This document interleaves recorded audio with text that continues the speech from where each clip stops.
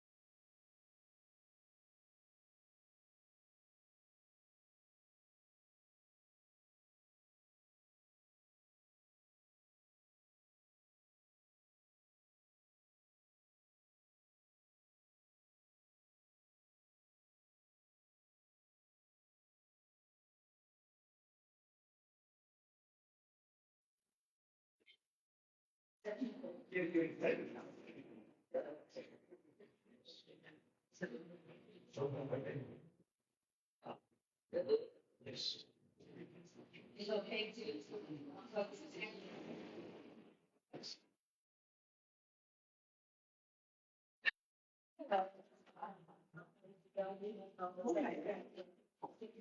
Absolutely.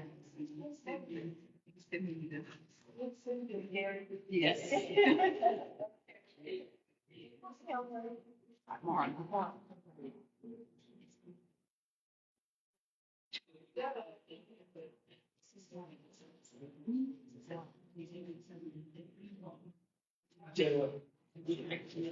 So you do. So you do.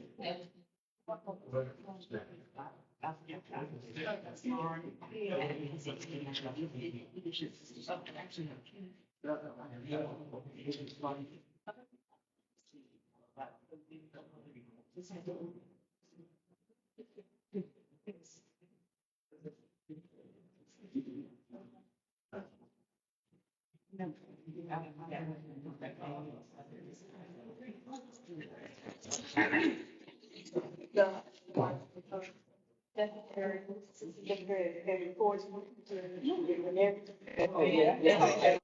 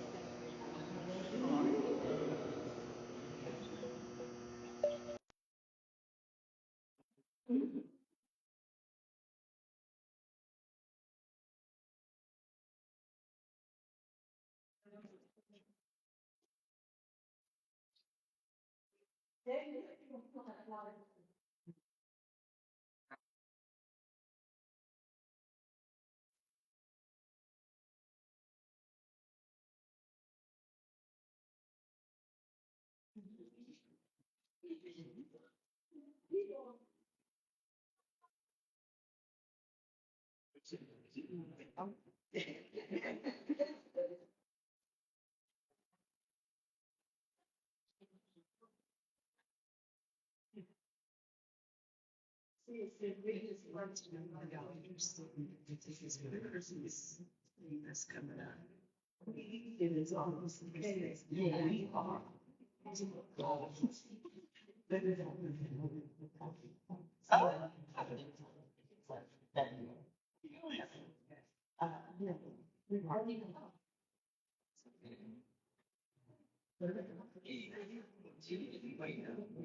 I think it's all.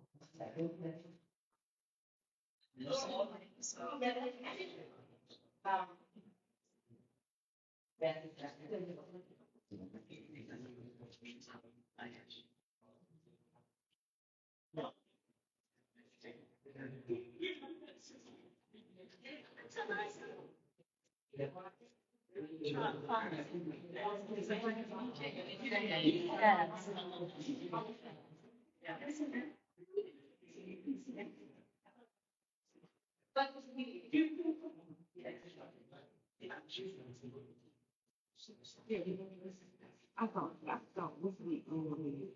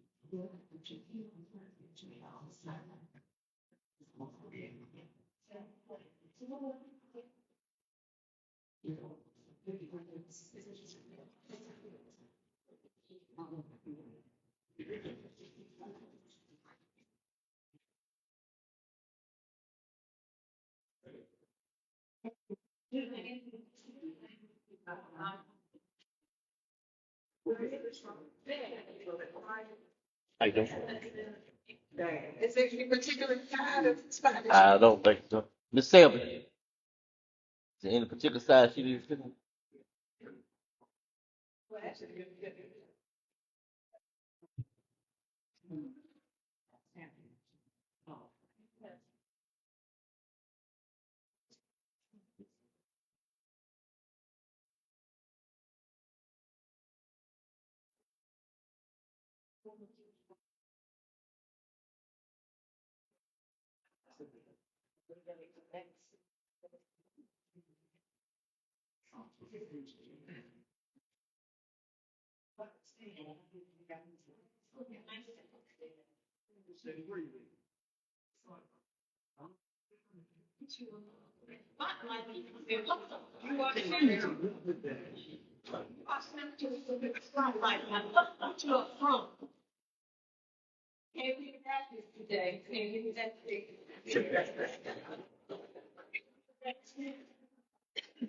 Oh, that is the back.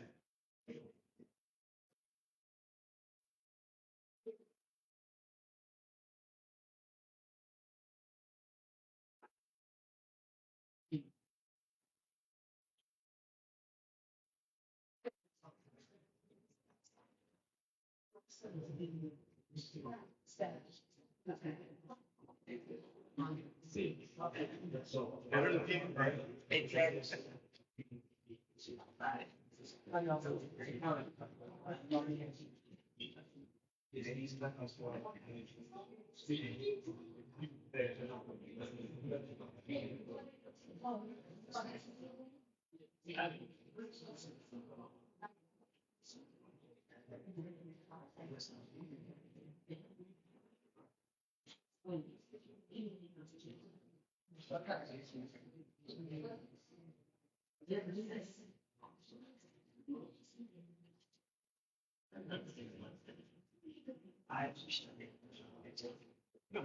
Oh.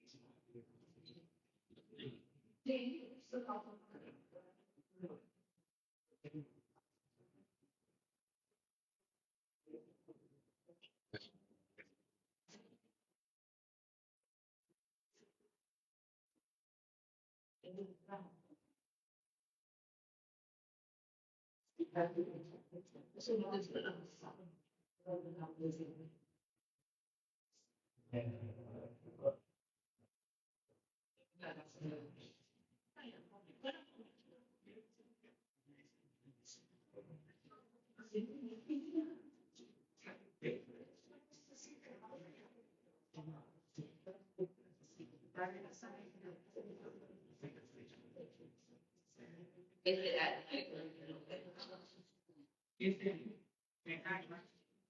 Yeah. You have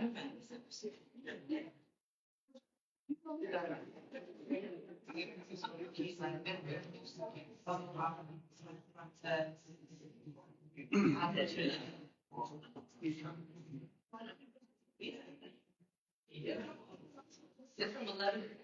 Oh, you're going to have it.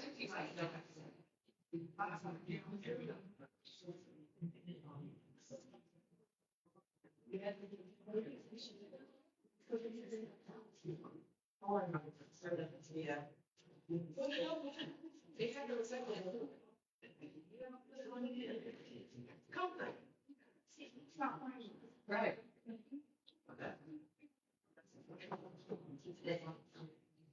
No.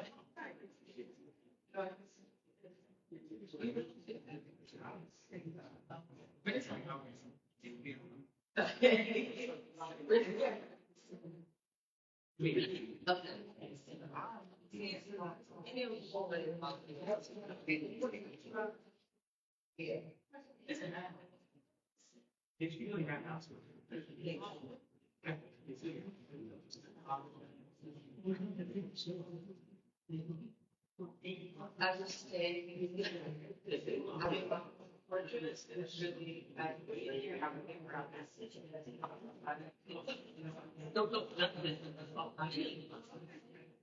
it's just sensitive.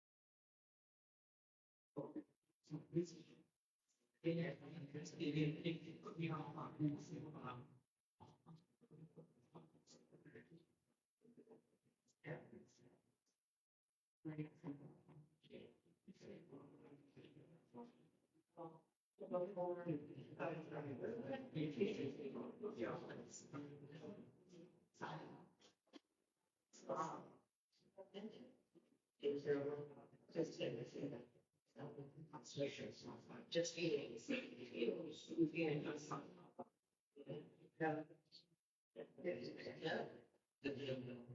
Not scared.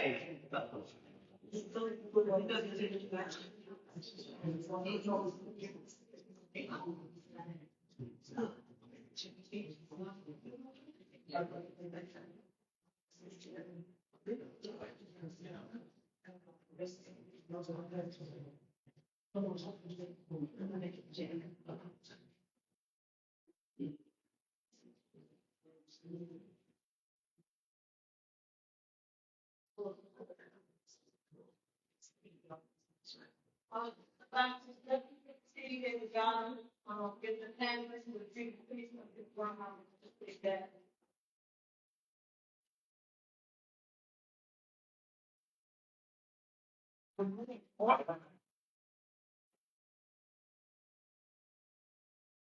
Where you going to sit?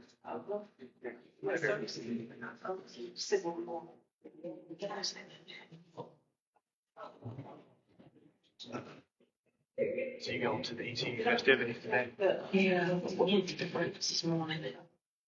Gotta pass this out some time. Told me to start doing it. I'll go back for the passes for some of that day. But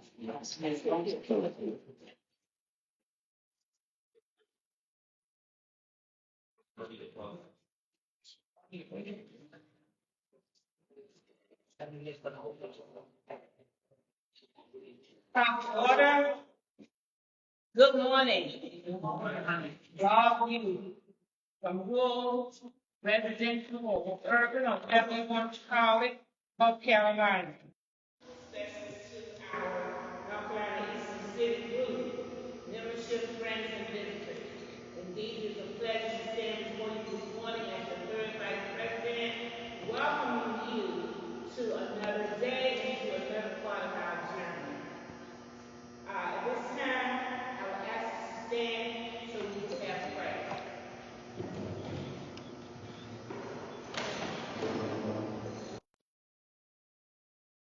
Present, if that means to was the honor to render to prayer.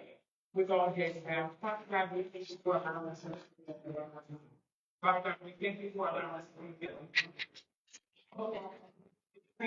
do a lot of provision to come to the county. What he's saying now is that the government is a financial thing. And Lord, everybody let us be a peace and foundation for a new day. Lord, everybody, we thank you for this fellowship. Amen.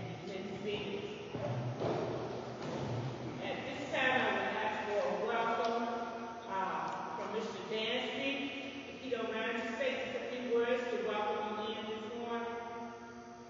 All right, caught me off guard. I was trying to send up. I want to welcome everybody to the Civic group. We meet here every second Saturday of each month, and if we don't move it around, but we'll let you know. But thank y'all for coming. Welcome. Again, you are welcome. Thank you. At this time, I'm going to read for you all the Eastern North Carolina Civic Group mission. The objective of the Eastern North Carolina shall be to provide an organizational structural system for Black Americans, minorities, and poor people, encourage, promote, and involve members in all facets of government, provide a district forum associated with issues and concerns that affect members, create a communication network for existing human rights and civil rights organizations, assist counties within the district, structured with their plans, strategies, and programs, and create a monitoring system at the local, state, national, and international level of government. At this time, I'm going to call for, before you have, those of you who are here, you have an agenda sheet. I'm going to call for approval of the current agenda sheet that is before you this morning. President, if I could interject, what I'm seeing, Mr. President, is that for our roll call, we have them in our form. The counties that I have that is present is Dare County, Berkeley County, Gates County, Currituck County, Northampton County, it's any counties, and we have a guest county of Cumberland County, it's any other counties, Pitt County. Excuse me, Senator, any other counties. We have 7 counties and we have met in 4. Thank you, Mr. President. Thank you. Our quorum for this meeting has been met. With that being said, I again call for an approval of your agenda that is before you today. I'll make a motion to approve. Is there a second? Second. It has been motioned and properly second that our current agenda for November 7th, 2025 is approved and accepted. All those in favor, let it be known by your usual voting sign. Correction, November 8th. November 8th, okay. November 8th. All those in favor, let it be known by your usual voting sign of aye. Those opposed. At this time, thank you, each and everyone, for coming. I know it is a busy Saturday and everyone is busy doing several things in our community, but I'm glad for you all who could come out, and especially for those who are online this morning. I know that this time of year, fall, there are limbs and trees and leaves and lots of traffic, people going places, football games and things that are in our colleges or at our colleges and universities. So I do thank you for spending your time online or in present with us this morning. At this point, we will move forward, and I will have Ms. Selby come in and tell you what follows next. First, I wanted to let you know that the members of the Eastern Civic Group, our president is Stokes. He's not able to be here. Our first vice president is Carl Baum from Berkeley, Wesley from Washington County. He's not able to be here. And our third vice is not able to be here. His name is Moses Matthews that represent Martin County. And of course, we have our president, Vice President Smith, who represents Northampton County. And I am the secretary, which Dare County. Assistant Secretary and Recording Secretary, Janet Sharp from Berkeley County. Our communications, Butch Stancy representing Edgecombe County. Okay. And we also had for Clemens County to come in. President. Next, we have our agenda in our agenda as a partner with Eastern Civic Group. Just to remind y'all, we meet every second Saturday of the month. With the exception of December, we have our Christmas gala, and we have that gala at Lone Cedar in Nags Head. We do extend the invitation to buy a ticket. That's always a big event. It's a formal event, and we have a lot of fun to let our hair down at that gala. This is the 13th year of us having a Christmas gala, and we always have it at Bath Nights Lone Cedar. They're so gracious enough to accommodate us to make it a whole lot easier for us. So we invite you to come to that gala. It's well attended. Our attendance is last attendance was 85 people. We had hundreds of young come. We have a really good time. Also with us, we partnership with North Carolina Black Alliance and North Carolina Advanced Carolina. We partner with them. They provide legislative updates at our meeting. Dr. Joe Lee, who is our policy director for Black Alliance and Advanced Carolina. Today, we're honored to have Kay Brown. Kay is the organizing director. She's my boss with Advanced Carolina, and she's here to moderate and facilitate this panel. She is very well experienced. She has a lot of experience in organizing. One of the top. I've been with Advanced for about 9 years, and she's one of the best organizing directors I have worked under. So I present to you the Greensboro, Kay Brown, organizing director for Advanced Carolina, as well as served with. She broke her ankle. Some reason she thought she was 16 and she was gonna go out and play kickball with her two Their sons. kids told me up. She found out she can't play kickball with her two sons. I present to you, Kay, and to the panelists, thank you. Yeah. All right. If we could, thank you so much, Miss Betty. She gave me a wonderful introduction. I see we have our mics here. If it's okay, would each of you like to introduce yourself to everybody? Maybe most folks will know you, but some folks maybe are not as familiar. And can you also tell us why you ran for office? Okay. Glad to have you. Just gonna share this around. Yeah. Robertsonville, thank you very much. Hello. Good morning, everyone. I'm Senator Bobby Hanig. I represent the 1st District in the North Carolina Senate, 10 counties in the Northeast. Great to be here. In 13 years, I used to represent Martin County. I never got an invite here. What's up with that? Just saying. But no, it's great to be here. See some familiar faces for sure. And happy to see what's going on with y'all, what concerns you have, what keeps you up at night. And let's answer some questions. Hello, I am Kandie Smith, Senator representing Pitt and Edgecombe County. And it's nice to be back again to see many of you. Good morning, everyone. My name is Gloristine Brown. I serve in the North Carolina House, District 8, Pitt County. Oh, did you say? Well, I said, and why you ran for office? Oh. Like a nice little, yeah. I guess I could say this on camera. I ran for office. I got really mad at my county commissioners, and that's what caused me to run for office. I didn't get what I was getting from my county commissioners, and I complained about it one day, and someone said, you ought to run for county commissioner. So I did. Little did I know what I was getting into and where it would take me. And I got to tell y'all, it's the most rewarding thing I've ever done, without question. So honored to do it. Honored to be here. Thank you.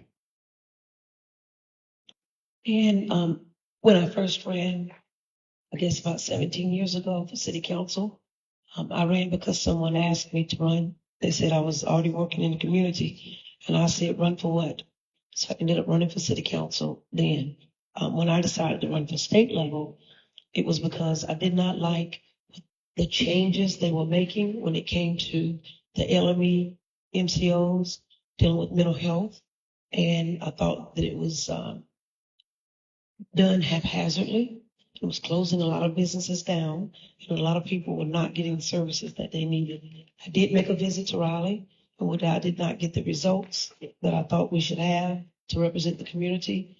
I said the only thing that's going to make a difference if I decide to be the change that I want to see. So that's why I started at the state level. Thank you. Well,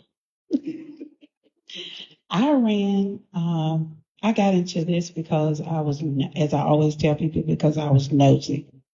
I went to my first town meeting and never attended a town, politics was not on my agenda. And I went to one meeting and it was very interesting, and I kept going, and I was the only one that was showing up in the community. And before I knew it, I was serving on a committee, and then I was asked to run for a town commissioner, and which I did, and it was a hard job. It was because at that time I was the female and the only African American with a bunch of men. That's all I'm gonna say. You know how women. So let's get into some questions. So I will open this up and I will ask each of you, and I'm gonna say maybe 2 to 3 minutes in your response. And I'm gonna ask this we'll go down the line of all three of you. But can you political landscape in North Carolina? Particularly, we've seen a lot over the past few weeks with redrawing of maps. We've seen a lot around playing with budgets. We've seen a lot around I would say some classism on how we handle some of our nation's most problems. How would you describe the political landscape? Awful. How about that? It's unfortunate that we're in the place we are. I feel too many special interests at the state level and at the federal level are influencing too many people. I think what we see on TV at the federal level, I never thought that we'd get to that level at the state level. But I've slowly seen it trickling down here as well. I don't care for it. It's unnecessary. Most of us that serve in the North Carolina General Assembly are there to get things done, not to play partisan or racial or any other type of politics. We're there to get stuff done for our people. Unfortunately, the far right or the far left, either side, influences what you hear on TV, the media, and so on. And that's simply not the case. I can have a very good relationship with either one of these ladies. And when I call up or I go and talk to them in person, it falls on deaf ears. It's very frustrating, I can assure you. Both sides of the aisle are equally frustrated on the inactivity that's going on in Raleigh. And I'm very vocal with that, with my leadership in my caucus and with whoever wants to hear me talk. So I hope we get past it. I'm sure we will. But it's a little frustrating right now.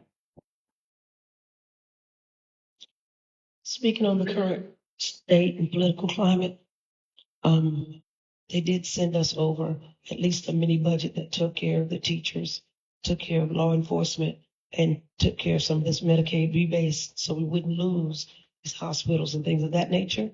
Unfortunately, in the Senate, we are not as open to be reasonable, so it was blocked by our leader, Phil Berger, in the Senate. So that means. And I'm very frustrated. I'm very angry because when you have citizens that come to you and they are literally crying and afraid and scared, not knowing what's going to happen, and we are worried about maps.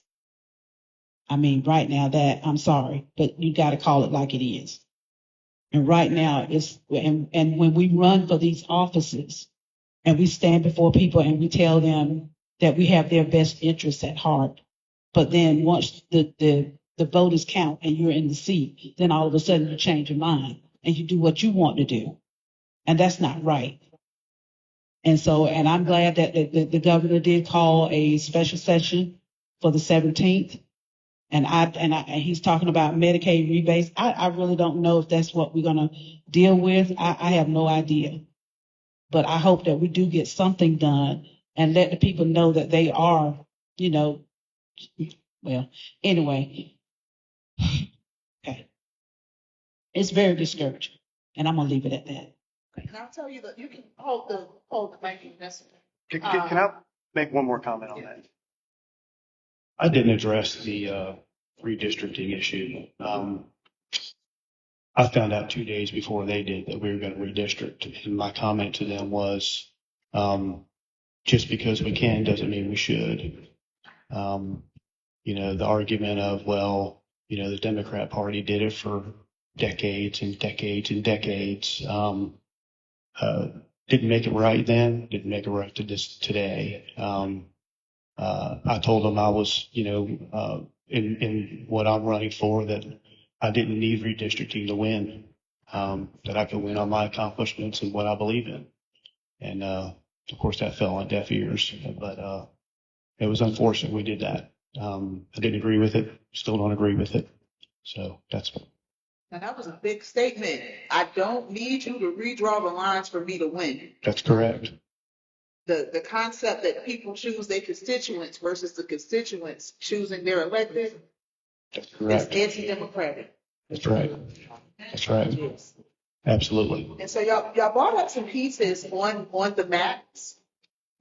So the question that a lot of us have is, how will a shift such as what happened in Congressional District 1, which is a historical black district, what do you think some of the impacts may be on policy representation or maybe outcomes for Eastern North Carolina post this?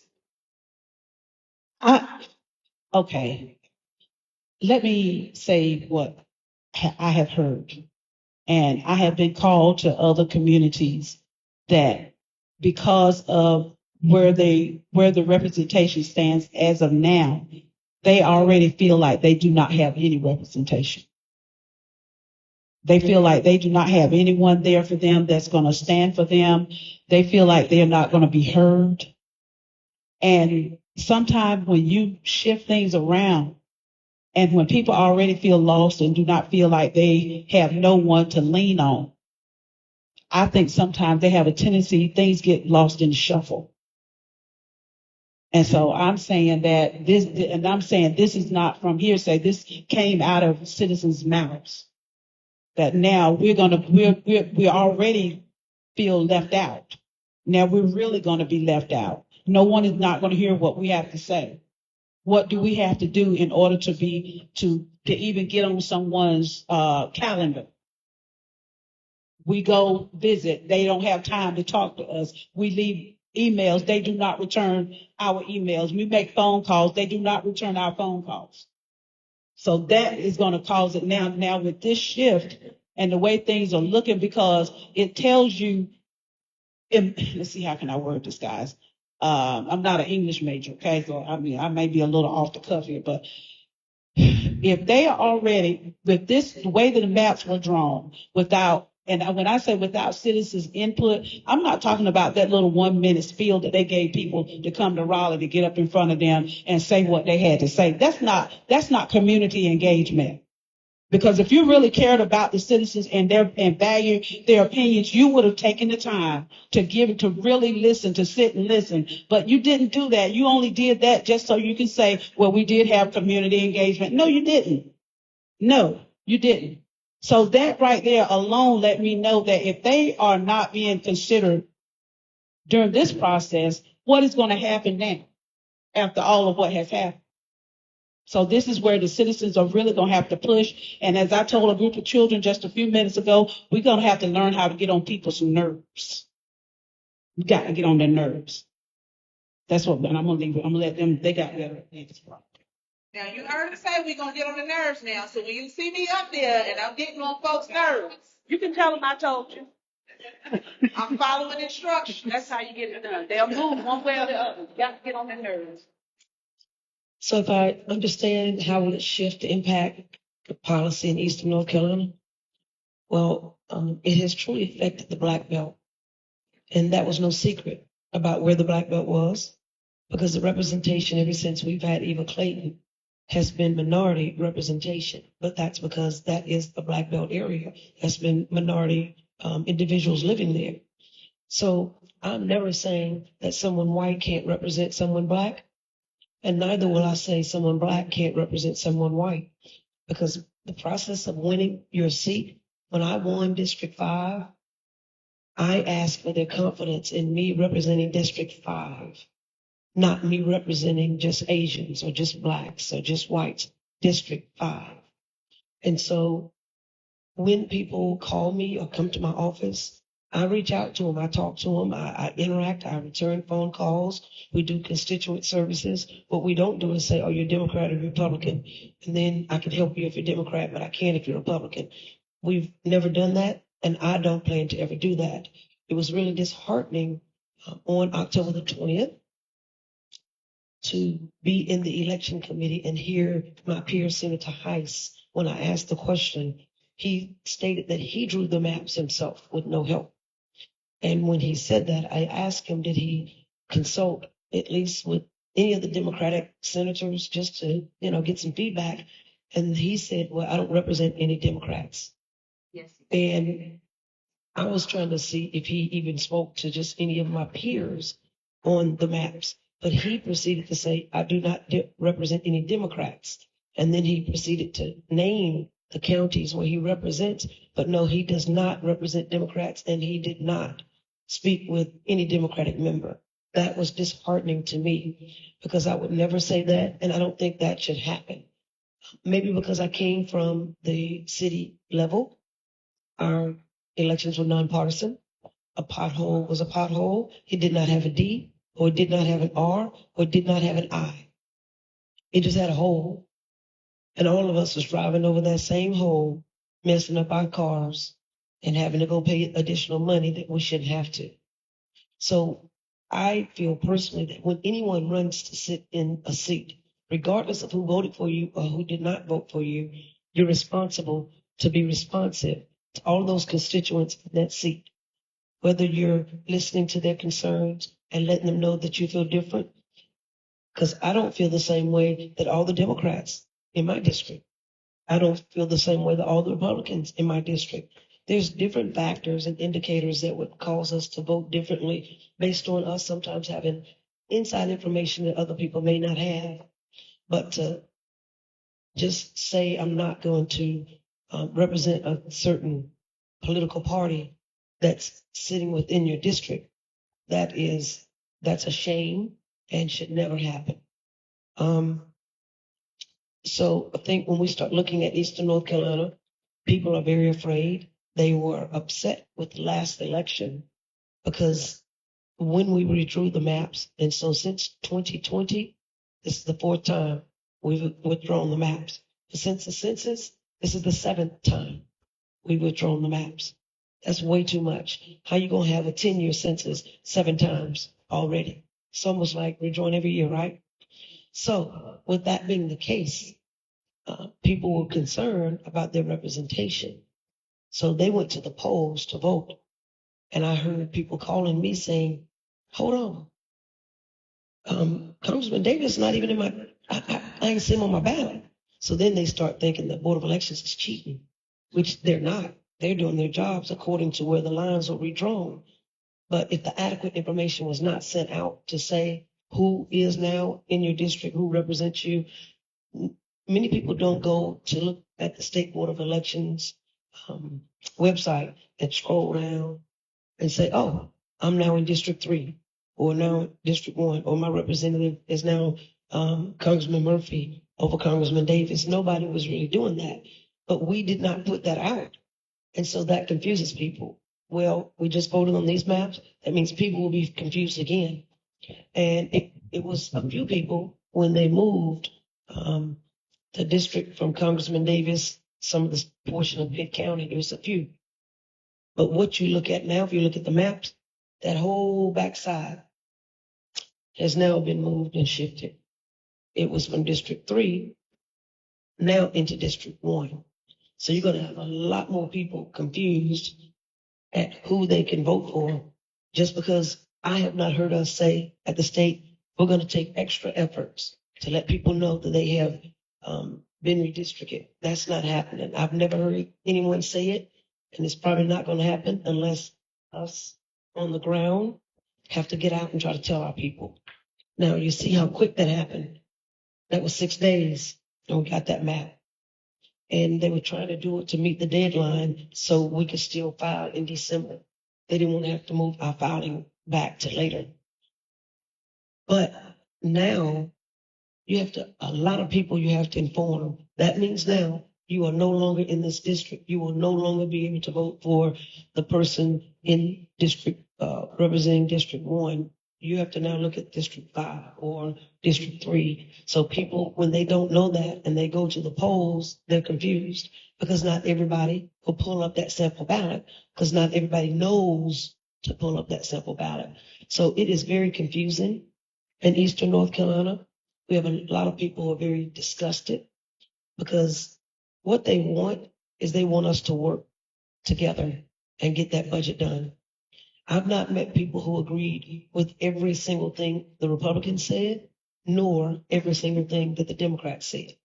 They said, you guys are elected to work together, to come together and collaborate on those things that's best for us. Because you all send your taxpayers' dollars to us at the state. And so our job is to make sure that we're utilizing those funds to the best of our ability based on what we're hearing from you. So to say that you're not representing because you're not of that party, people have been saying, well, send my taxpayer dollars back. I've seen people saying that. I'm like, whoa. So it's very confusing. It's very frustrating. It's very disappointing because people have been used as political pawns in a game right now. That's not a good thing. It's time out for playing because our job is to work. What they said. I agree with all that. I've served 4 terms in the General Assembly, 2 in the House, 2 in the Senate. I've had 4 different districts. To me, that's a huge disservice to the people in North Carolina. I build relationships in I had Martin County at one point. My first term in the Senate, I had Martin County. This time I don't have Martin County.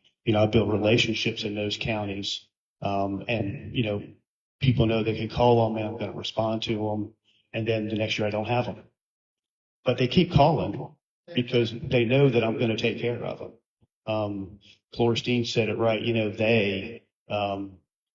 I don't know if they disagree with me. I don't think they would disagree with me. I'm not a they. The way I approach politics is a lot different. I come from a very poor background. I know what it's like to do without. I know what it's like to succeed. I know what it's like to fail. And I currently represent a lot of the Black Belt. And I think if you were to go to those counties and ask, well, how has representation been from Senator Hanig? I think, and I see it when I go to events there, I always get a warm reception. They know I'm there to help their needs, whatever I can do for them. I am very particular about my office. Nobody's not allowed to come in my office. And unfortunately, what they were saying is true. There are representatives and senators on both sides of the aisle that will not if you're a Republican, they won't let a Democrat in their office. It's disgusting. That's not what we're there for. That's not what we're about. I've never and will never ask someone their political party or if they're emailing me, if they're black or white. You'll also find it a little bit surprising, maybe not, that a lot of senators and representatives don't even answer their own emails. If email comes to my email, I'm answering it. And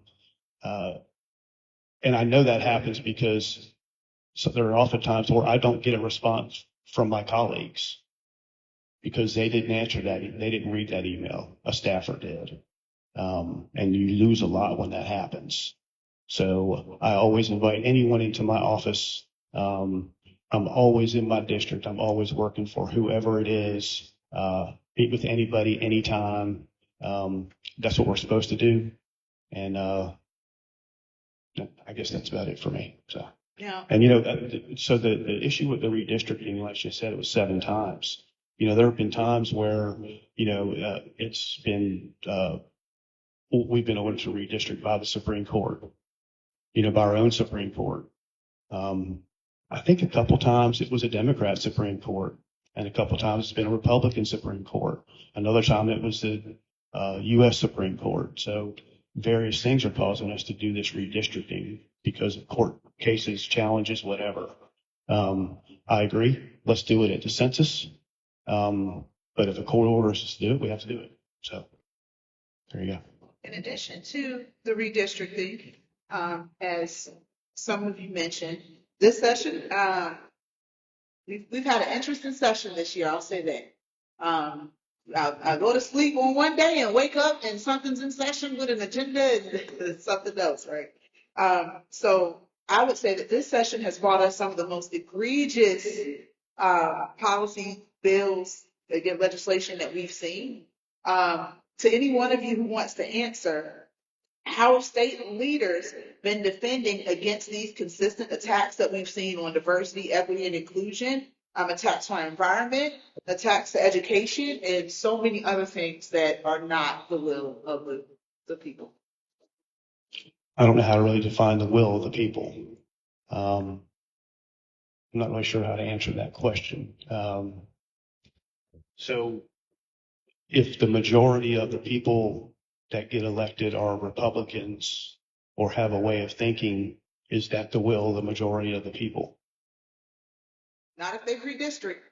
Well, again, it's whose will is it?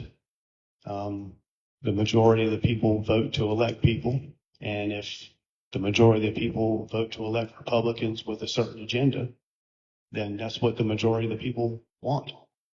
If they didn't, we wouldn't be there.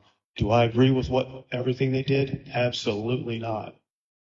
These folks can tell you that I've had several challenges of my own in my own district with my own party attacking my people. And yes, it was egregious. When they try to toll my ferries, not my ferries, when they try to toll our ferries, which is a tax increase on the working class people of this state, I had to stand up against that. I had to vote against the Senate budget against my own party. And I had to stand and fight that on the Senate floor. When they tried the most egregious thing, well, one of the most egregious things was when they tried to ban the fish trawling. They, with an amendment to a very good bill that helped everyone in the state, they tried to eliminate shrimp trawling in the entire state of North Carolina overnight. And I had to stand against that, and I had to fight against that, and fight against my own party, and be rejected by my own party, and vote against it. And I paid dear consequences for that. So a lot of things have gone on this year that I really did not agree with. I live in a coastal community. The Northeast North Carolina has the most amazing rivers, streams, byways, everything about it. And the environmental things that we have done, will they cause some issues down the road? I don't know. I don't know enough about it, honestly. I know that I'm very vocal when those things come up. If they're hurting my community, then I don't go to Raleigh to vote for my leadership. And I don't go to Raleigh to vote for, people that think they're above us. I go to Raleigh to represent my constituents. And when they have an issue, I'm going to address it. People come to my office. There aren't black issues. There aren't white issues. There are issues. One example, kind of off the cuff, but one of the people from PETA called and wanted to make an appointment with me to discuss an issue. And I took her appointment, and she was very standoffish when she came in the office. She's like, I'm like, is something wrong? She said, well, I've just never been in a Republican's office before. That's how absurd it can be. I'm like, that's just dumb. Why wouldn't you listen to what someone has to offer? And it goes for anything out there. So I agree, lots of egregious things. And not all Republicans agree with all those egregious things, just to let you know. Egregious policies. The latest and most egregious that's come up is the crime bill. When we brought back the death penalty, and you could possibly kill someone with the firing squad, gas chamber, possibly hanging. Those things really threw me off. That bill, Ariana's Law, was supposed to be something to protect everybody. And in the beginning, it looked as if we could get support from both sides. Looking at how people were going to jail, but not really being held accountable for their actions, getting out too soon, creating issues such as the one that happened in Charlotte, or people not dealing with mental health issues the way they should. We were on board with trying to support that bill across the board until the very last second. When the Senator, Phil Berger, stood up and offered an amendment, and the amendment was to bring back the death penalty and the part about the firing squad. Now that burned me up, probably more so because one of my peers stood up and tried to make a comparison to abortions and then said, give him the gun and he'll fire the first shot. I was like, I couldn't believe that he was saying that. Knowing that with this death penalty, we've had many times where people have appealed and they were innocent.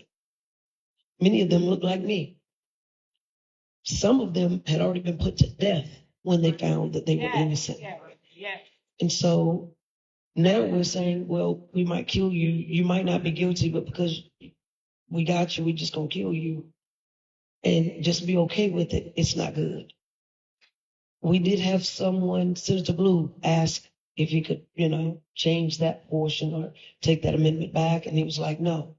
So I think Phil Berger wanted to be very extreme. So he was like, no, that's tough on crime. It's tough on crime when you got the right people doing the crime.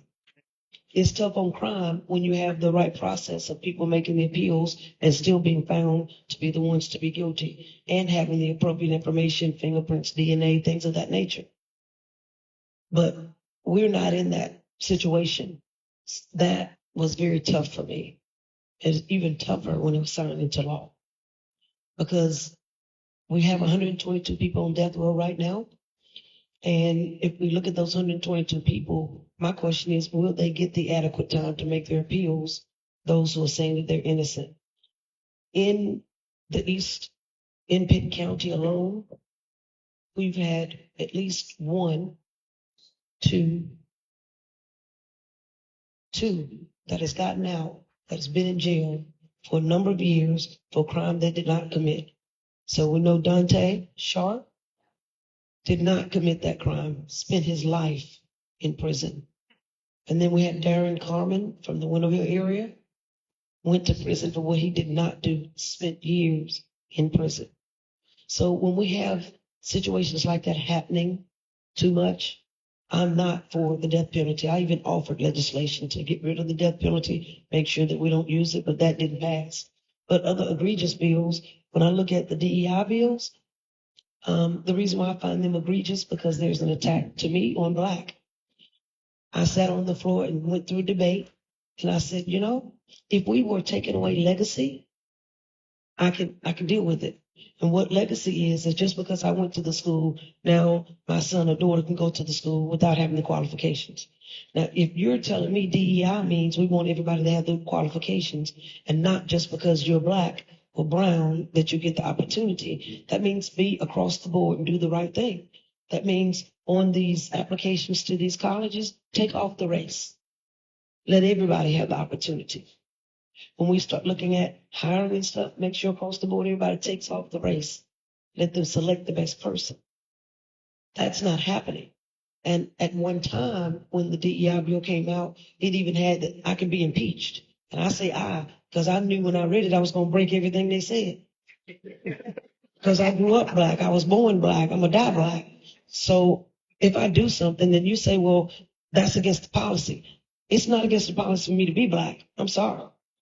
So all of that is egregious to me. Oh, they say, well, you're getting into the schools because of it. No, we're not getting into the schools because we're black. We're getting into schools because we're qualified.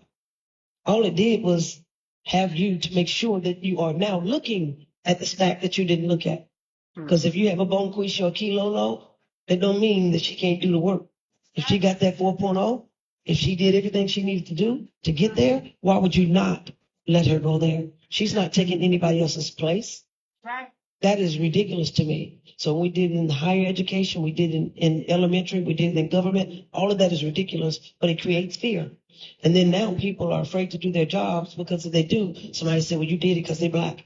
So if I hired Representative Brown, then they could say I hired her because she's black, just because she's black.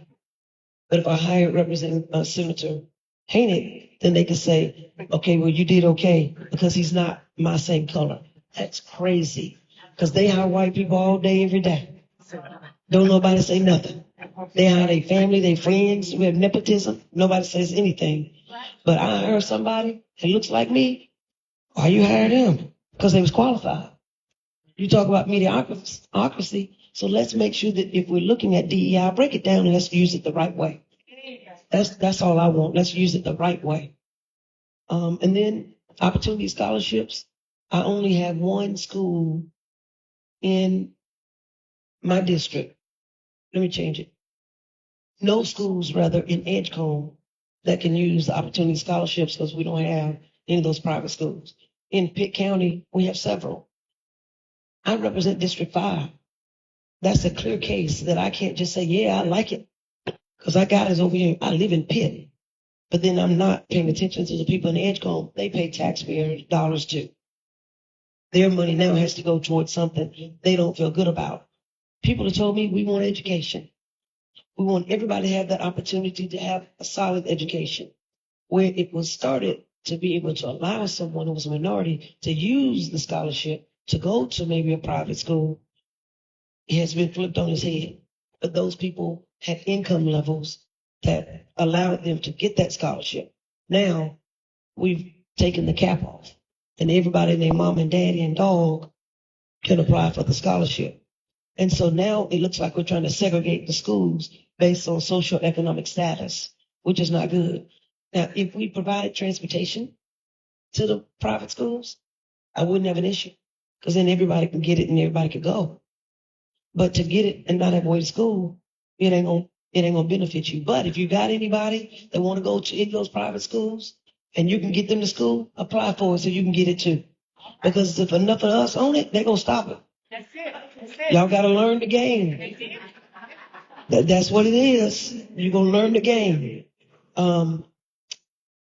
And then the bill they had about rioting, I didn't like that either. Because if it was 3 or more people that were standing there, they could say if you talk to somebody, if you look alike, then they could say that you are part of a riot.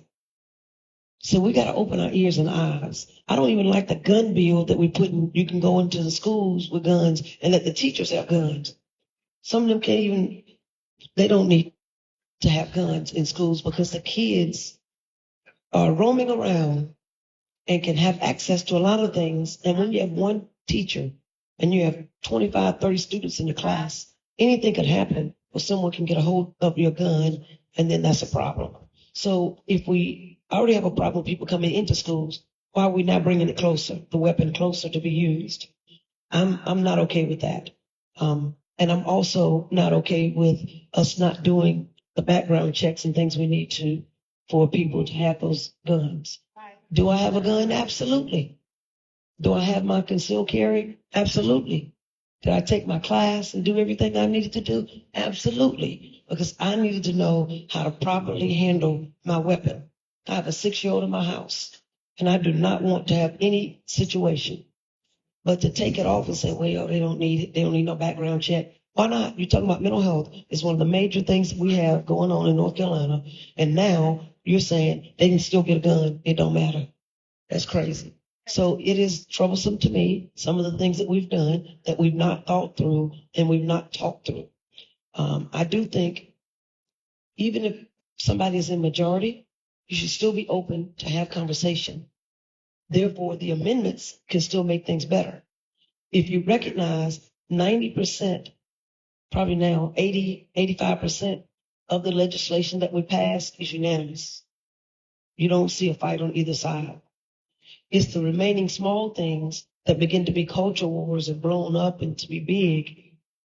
But when we have those situations, not accepting amendments to make things better, to still have the bill passed, is troublesome to me. Because we do offer amendments in the Senate, don't we? We do. And they table them every time. And I said, you're going to table it, but let me talk anyway. Because it does not make sense to not have all voices at the table. So I'm very disappointed in that some of those egregious policies that's come out, and no telling what else is about to come. I'm going to continue to fight. I'm going to continue to talk. I'm going to continue to be a voice, because what's done in the dark got to come to light. People need to know. Sometimes the community is not educated until we speak up, and then you know what you need to be educated about. Thank you. No, and then she hands you the mic after this.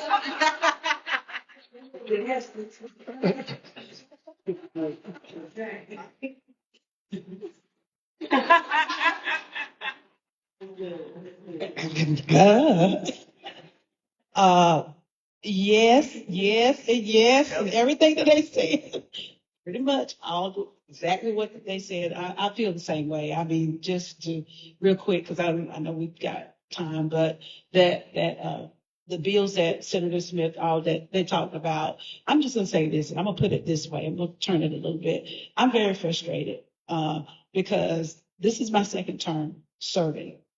And when those bills, and I had no idea, I thought being a mayor, and I mentioned this earlier, I thought local government was crazy. But when I got to Raleigh, I'm telling you, I did not realize, and I tell people all the time, it's just like drinking water from a fire hose. And if you know how powerful that water comes through the hose, you can't. And so it's very frustrating, very irritating. I have sat in on the Senate side as well as me being in the House. And I'm telling you, it's very frustrating when you hear your colleagues say, and when it's out there, again, I'm going to say this, when they say we, don't use the word we, because we, when you say we, I'm thinking Democrats and Republicans. We together decided and come up with these things to work together to try to make it better for the citizens. But when as she said, when the amendments come down, and when there's a bill there, and when you try to give and make suggestions, and when your thoughts or what your wordings are not even considered, and when you have someone to stand up and say, well, we already done this, and this, and voted down, or I think they use the word table on their side, and we just have someone on the House side just say, well, we're just gonna, they'll get up and say, well, it don't work this way, it don't work that way, and you see this here. This is the thumb going down. That means hit that red button. Don't support that amendment. But yet you can say we, when we are not a part of it. And I'm not understanding, because just like with the crime bill, like she said, I'm willing, and I'm tired of hearing that Democrats are soft on crime. We're not soft on crime. We're not. We're just being considerate, because I too do not, with the system, judicial system that we have right now, no, I do not support the death penalty. I will not at all. And then to have what they had come off of the Senate side, no, I cannot. My heart went out to the young lady, like she said, in Charlotte, and but to have someone to stand up with the mental health system that we have, no, that should have never happened, because if he had gotten what he needed, he would have never been out to first start with, or they would have kept him. And that is the problem we're having right now. But increasing penalties instead of working on the mental side of it, because these people, yeah, and when you look at a person and you say, well, that their record, they had a record, it was stacked. Of course it was stacked. What do you think going to happen when the police have to pick up the person? They have a mental issue. They take them to the hospital. I've seen it happen too many times. They can go in at that particular time and answer a few questions or do whatever, and then they're released. Sometimes they make it back before the police make it back. And they're released back in the community. They're right back out doing something else. There is another charge. But you're still not addressing the problems, which is the mental side of it. But yet you can stand on the floor and call a person a monster. That person needs help. And that's why I'm sitting here thinking like, and when your colleagues have ideas or when your colleagues have some information that can help solve that, but you're not even considered. You're not even considered. And that's what hurts me more than anything else. That is something that I want to jump up sometime and scream. Because why are we here? If you're going to make all the decisions, then we don't need everybody up here. What's the purpose of being there? So it's not a level playing field. Opportunity scholarship, yeah. If you figure out a way to come up with all this money now, but way back before I was even involved, and the people in the education system was crying, the teachers was begging, we need more money, we need more dollars, we need more. But yet, the state, North Carolina, was so low at the bottom of the totem pole, but you couldn't find money to help them then. But now all of a sudden you come up with all this money. I have no problem with your school choice. Take your child where you see fit. But when the public schools, there are no accountability, no transparency. And when the public schools can't turn down anybody, but yet they can get all this opportunity scholarship money and they can decide who they want in their schools. I mean, you're not going behind them to check to see what they're doing. And now I'm hearing because there's more money that these schools are now upping their tuition. They're upping it, and I don't blame them. I'm sorry. I don't. If it's out there, grab it. I'm like, grab it. But it's not fair.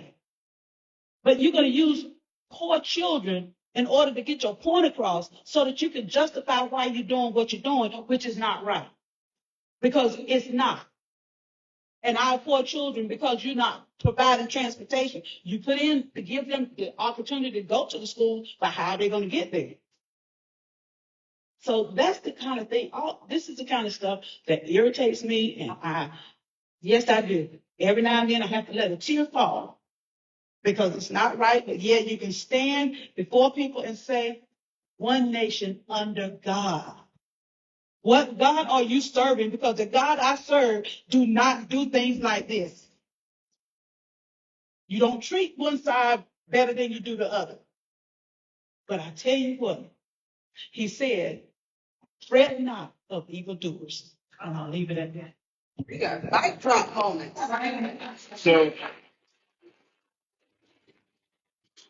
So again, it gets to, I'll use opportunity scholarships as an example. Neither one of these ladies disagree with opportunity scholarships, and neither did I. What I didn't agree with was removing the cap, because that opened the door for everybody.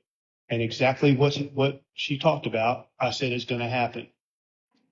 Tuitions are going to go up. More schools are going to open.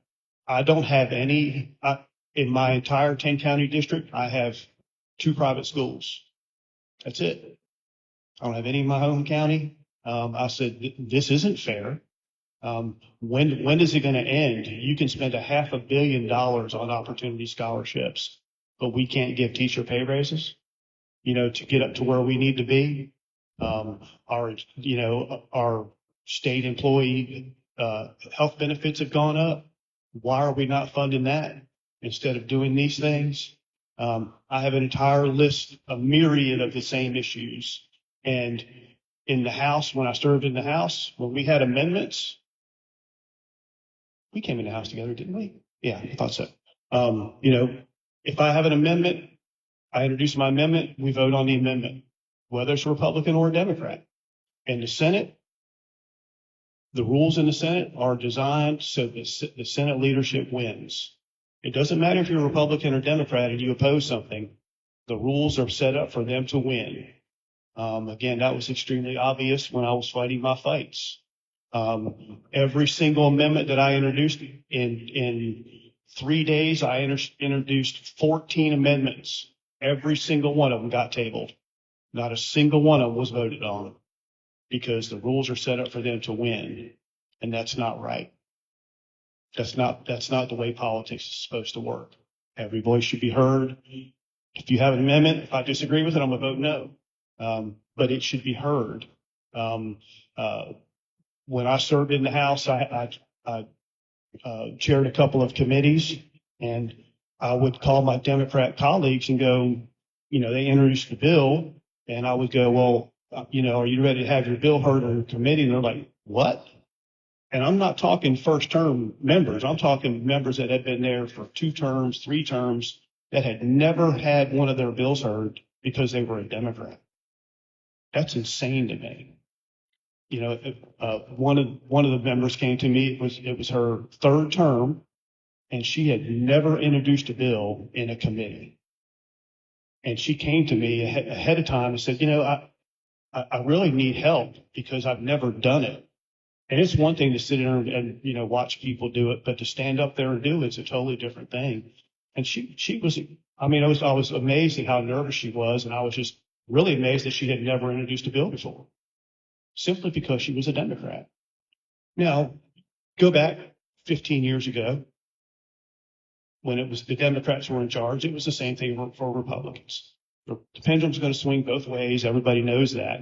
But what we lose sight in is that what we're doing is when the pendulum swings back the other way, and it's going to swing back the other way, I can promise you that.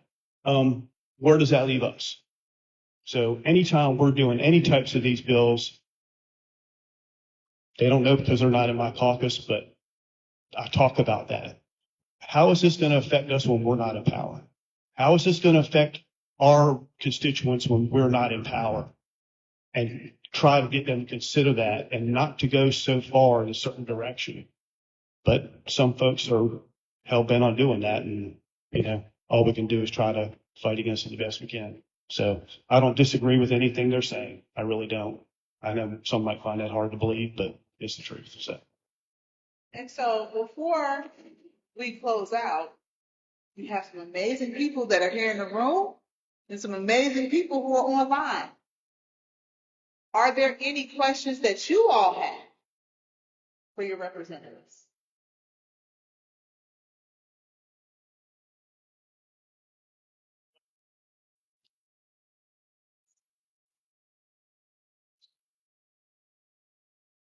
Is anybody?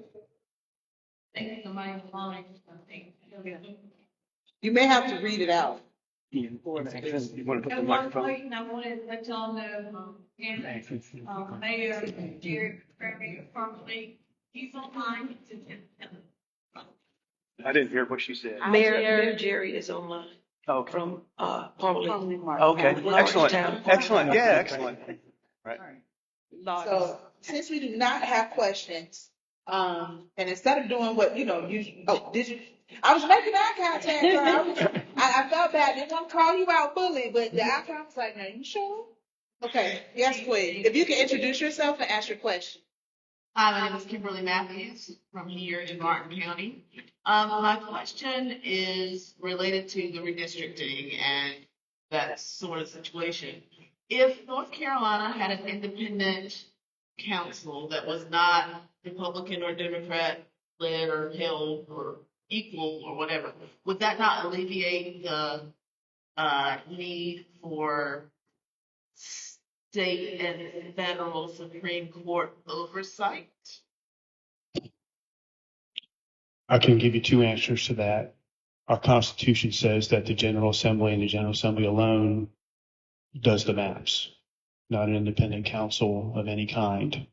So again, with the pendulum swinging both directions, understand when the Democrats, and it basically spells it in the Constitution that the party that's in power has the ability to draw the maps, even if it benefits that party in power. So again, I agree with every 10 years because the pendulum's going to swing from time to time, and we get that. And I think that keeps us more centered, understanding that, okay, well, if we draw these maps this way, how's it going to affect us in the next cycle, right? So by Constitution, the General Assembly wants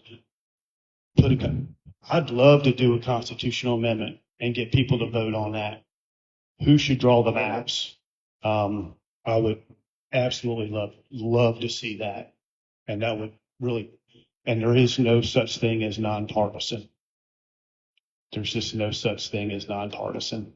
Everyone has their beliefs and say they leave them at the door, but they don't.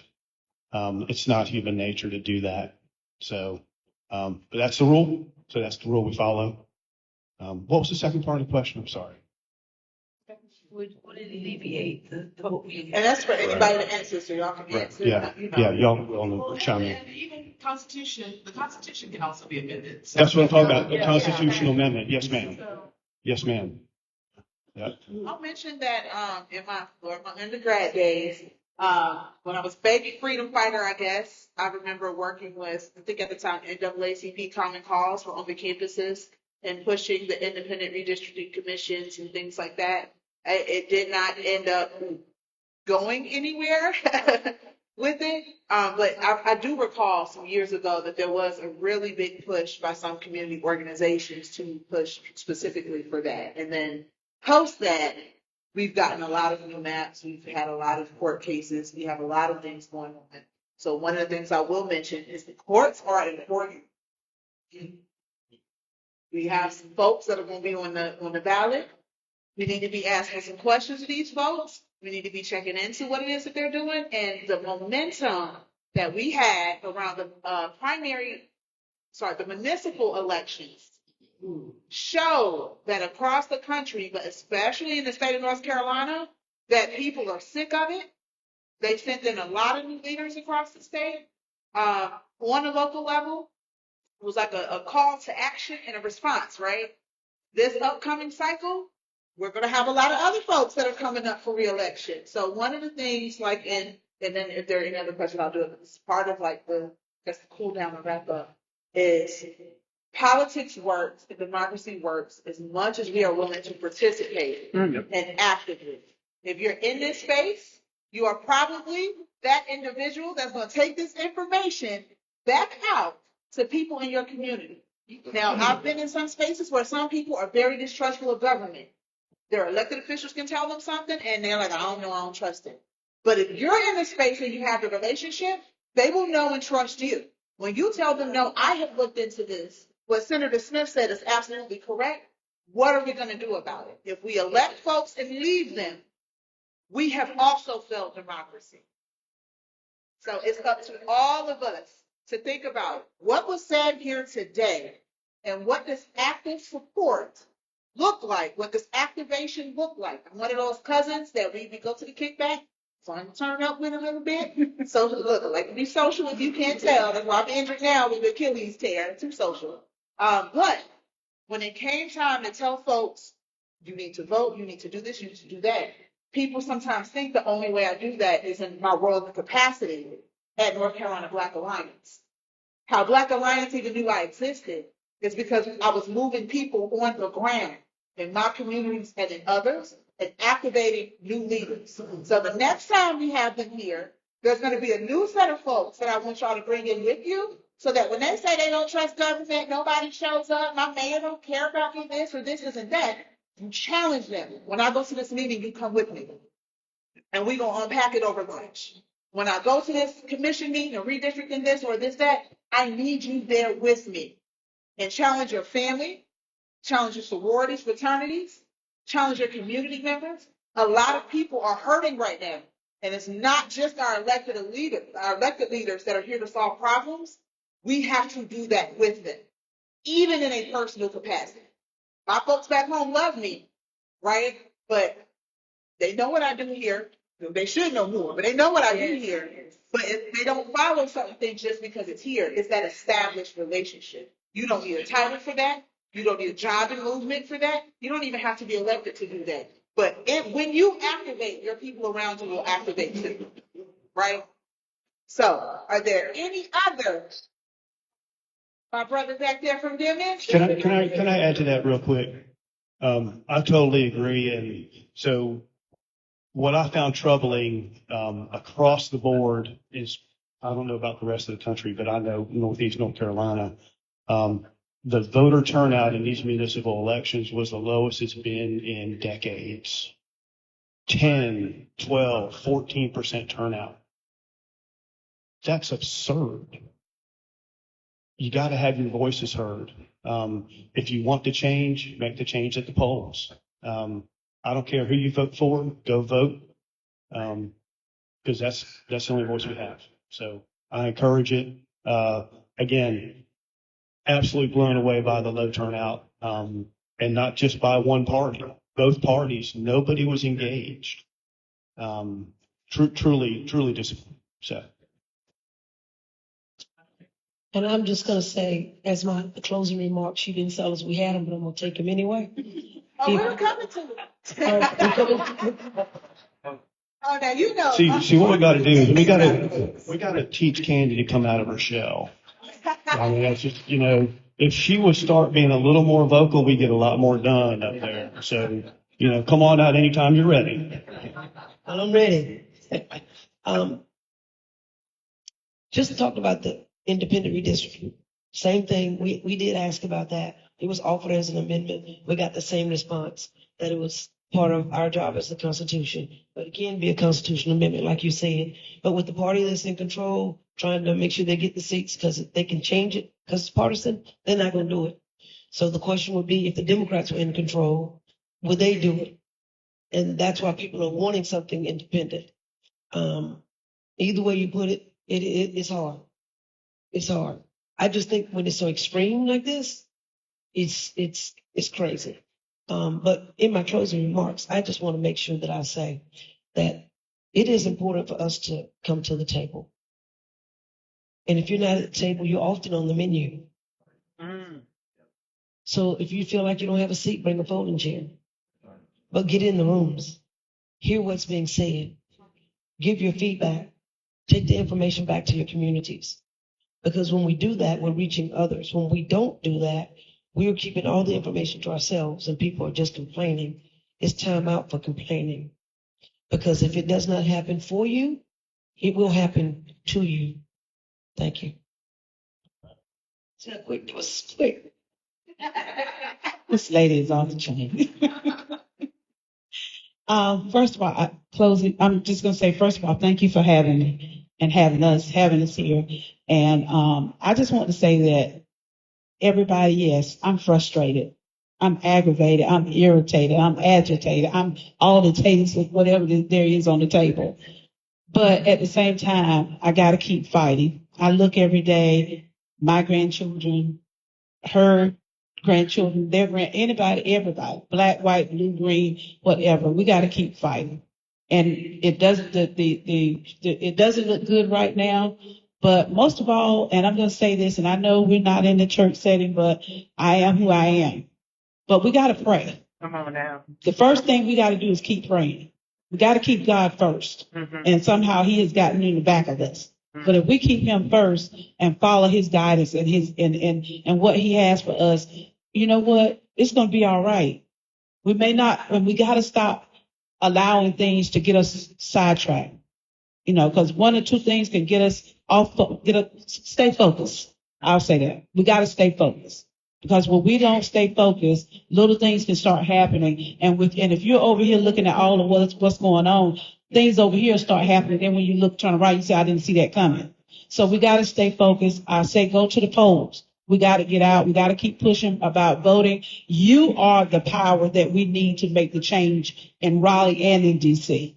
It's the people. It's not the people that's sitting in elected seats. It's the people out there. Because if you see what has happened already, but if you get out there and you ball up your fist, we got to fight. We got to keep fighting. And we cannot fear. Will cause us to do a lot of things that we probably would do, but we won't do. But we got to stand bold, stand strong, and believe in what we're doing. And I know we're going to keep advocating. I'm going to keep advocating. I'm going to keep fighting. A whole lot of no's. After a while, there's going to be a yes in there somewhere. And a whole lot of doors are shut. It's going to open eventually. But we got to stand, and we know about standing. We know about survival. We know what we need to do. So I'm just saying, keep praying for us, and let's get it done. So forget the chaos. Focus on the fight. And vote for Kandie Smith. Finally. Good grief. Well, all right. So I'm going to close on a personal note. I alluded earlier that I came from very humble beginnings. I was born in the projects, South Philly. My mom was divorced at 20 with 3 kids. We weren't black, white, Spanish, nothing. We were just damn poor. Soon after that, I moved to the South. And I moved to the South during a little bit past segregation time, when they were desegregating the schools. When I first moved down there, I left the Northeast and moved down to the South, and they got the palm trees at the school, and it's all pretty, and everyone's nice. And I'm like, man, this is like utopia. Well, 3 months later, I can't really call it being reverse segregated, but I was moved to an all-black school, and I was put in a classroom where I was the only white kid in the school, in the classroom. Every single administrator, every teacher was black. It was a culture thing for me because I didn't know what racism was, and it was like it changed me, right? And then I had a couple of things happen that caused me to say that I can't be like those people. I had experiences where people treated people that were friends of mine that I played on a baseball team with, or we hung out in the neighborhood. They treated them like subhumans. And I remember several times coming home, talking to my parents, and I'm like, I can't, who are these people and why do they treat people this way? And all my parents could ever say, and I still live that to this day, is I'm not going to be like those people. I can't be like those people because I can't understand how someone could treat someone like that because of their color. So that's how I live my day. And I could go in a little bit more detail, but I don't need to on camera. But a lot of things happened that really made me understand that I am not going to be that person. So I hope y'all know that and understand that. So thank you. Thank you. Thank y'all. Oh, yes. Or I would say, I'm not sure if y'all have to leave or not, but Okay. You do? Okay, well then I'll let you. I got like 15 events today, but I refuse to miss this one. So. Lynette Collins, Morgan County. I can hear and sense the frustration that you all experience day to day in your jobs. I'm wondering what can be done to help that. Ooh. They got a minute for that. So, Vote out the leadership. So you're saying that they're good people, and a great job, but again, getting those things work. Yes, ma'am. So the way the General Assembly leadership works, we elect our leaders, be it Republican leaders or Democrat leaders, so if President Pro Tem is in our caucus and we elect him as our leader, well, we elect him to serve us and what we want to see move forward as a caucus. Well, over time that has flipped, and what our caucus leader does is he leads us with his agenda, not our agenda. And that's the change that needs to happen. He as constituents need to pay attention to who's voting for what and make sure that we support what is needed rather than just these individuals. That's correct. That's correct. You got to get the right people in place, but you also have to understand, again, the pendulum swings both ways. When Senator Bassnight, who I consider until he passed away, a dear friend, when I knew Senator Bassnight, I didn't know what politics was. That wasn't something in my wheelhouse or anything I ever thought about. I just knew him as a person. But he did the same thing. He was in power for so long that it was his agenda, not his caucus's agenda. And that's just what happens over time. I've often said, I'm a term limits guy, more at a federal than a state level because we get elected every 2 years. We're not doing a job. Y'all get us out of there. But a leadership position, whether you're president pro tem or whatever you are, should not be to infinity, because over time you become over top of everybody else, and it's your agenda. And if you don't fit into it, you get penalized. And that's a true statement. And I've been penalized a bunch because, you know, they don't vote for me. Y'all vote for me. And that's who I represent. So, yes. That's pretty good. Last thing is support. Get on the campaign team. Volunteer to do what you need to do.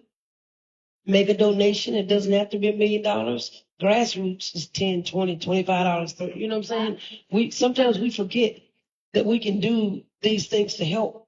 We complain about it. And when the money is taken out of our pockets, then we want somebody to fight. But instead of letting it happen that way, if you put the people in that you want in, they're going to fight for you the way they need to fight. But we need to fight for them as well. So giving donations, working on the campaign teams, volunteering to make phone calls, making sure you knock on doors, educating the people in your church, educating your family. And if it's somebody in your household to say they ain't going to vote, put them out. BobbyHanig.com if you want to make a donation. Just saying. And also, you all can't really make it yourself. People in the community got to make it.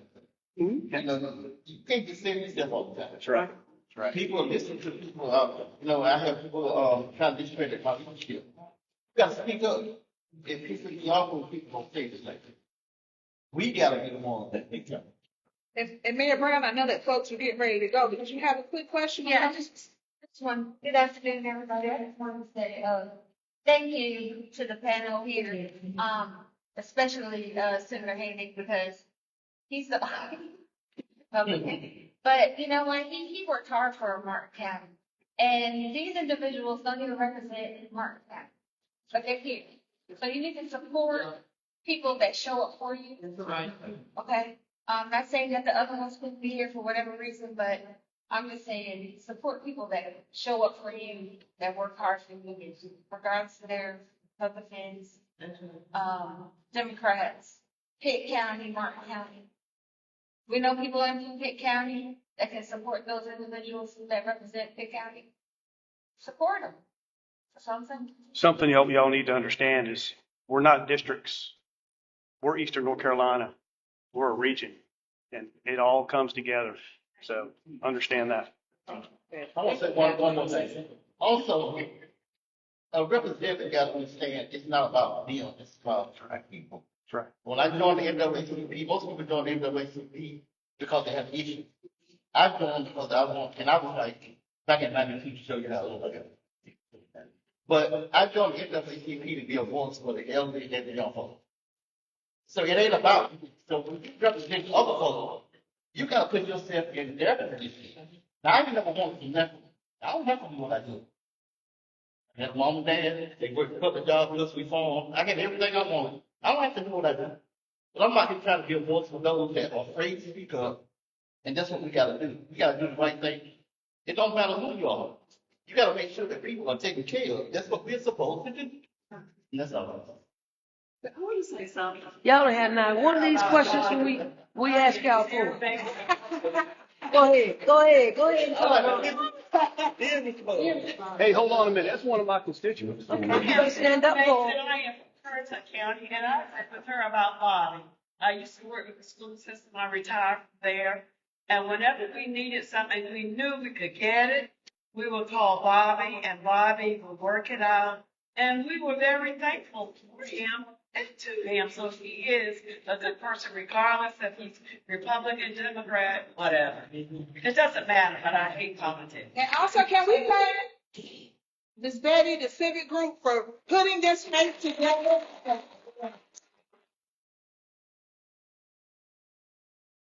Y'all just know that. There's Colin. His mom here, she owned this facility, he bought this whole county, and he allowed us to come here whenever we're ready, so we thank you, Darren. Yeah. We have some snacks and everything in the bag. Please feel free to grab some. I just had something that was delicious. But thank y'all so much.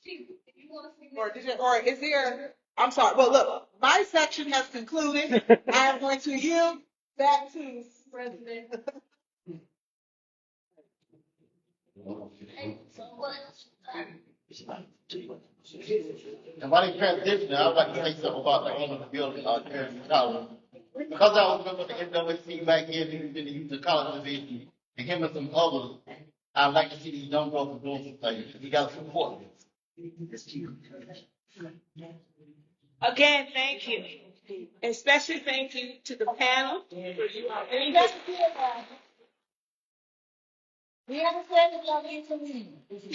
I say this, people who really are going to support you will come to you. Yep. With no hesitation. And if they can't come, they will send somebody to you to represent them. And if you don't see those people, think twice. Yeah, that's right. It's a whole set. At this time, we have some reports. We have introduction of regional organizer from Talia. Is it Massey? It's Talina, but it's fine. Okay. It's close. Can you come forward? I don't need to. I can stand here. Okay. Yeah. Well, come here. Come here. I'll be real quick because I know. You sure did, because I was trying to be real incognito back there. So, hey, y'all, I'm going to try to be real quick. My name is Talina Massey. I am the Northeast Regional Organizing Director for the North Carolina Democratic Party. I am here today because I am super excited about this group. It's an amazing group.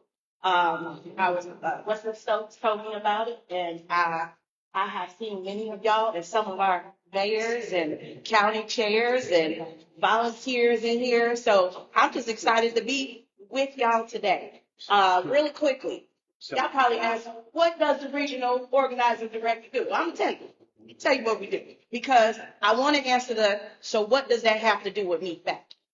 Because really, what does it have to do with you? I tell you what, regional organizing director comes with a lot of responsibility, but I was chosen for the position because of how I serve. I always want to be known about how I serve. I served our United States military as a Marine. That's where I was first introduced to this amazing, great state of North Carolina, where my first duty station was at Cherry Point. I had my first child here in North Carolina, and I have decided to come back, and I've been here for the last 10 years. I spent a lot of time, my first 10 years in Craven County, and now I live in Pitt County. My regional organizing director position oversees 24 counties, from Pitt to Currituck. I have 24. So I say all that as well to say is I choose to be a weapon of justice. I choose to be an organizer. I choose to be a volunteer. Why? Because I'm a mom. I currently have a son serving active duty Army. Me and his father were Marine veterans. My daughter's father is an air traffic controller. My father was quadriplegic. My mother, a cleaning lady. Every level of what's going on right now impacts me. And I bring that experience to my position. The North Carolina Democratic Party didn't find me by accident. I was out there in New Bern helping the people. I was one of the few people that took my stimulus check and bought groceries for people in Trent Court. I was one of the few people that advocated for flood mitigation and was able to get a $13 million gym built as a Red Cross shelter. My biggest flex is that I'm an everyday person. And I love to empower everyday people. My job, I think the biggest part of my job is to educate folks, because educated voters become informed and confident voters, who become volunteer leads, who become precinct leaders, who become county officials, who then become amazing elected officials. But if you're not confident in your vote and what you're supposed to be doing in government, how you engage and how you advocate for your community, you're not going to feel confident voting. You're not going to feel confident in what anybody said over here. I chose to be a Democrat because of my experience, my upbringing. I always fought for the underdog. And that's what I'm continuing to do. I just drew a line in the sand on the side that had more of my experience on that side, for people who sounded more and looked more like me. And I tell y'all what, I'm excited to see all these Black women in here. I am, because everywhere I go, whether it was at the polls when I was checking on election day, or on a rainy day in Manio when there wasn't nobody there but 2 or 3 of us, it's always Black women out here saving America. And that's what I know. So I'm happy to be one of them. I'm a proud Democrat at a time where we may not be happy to say that, or it may not even feel safe sometimes to run, let alone walk down your street and your neighbor know you're a Democrat, but I'm all right with that. I never ran away from a fight. Ask people in New Bern.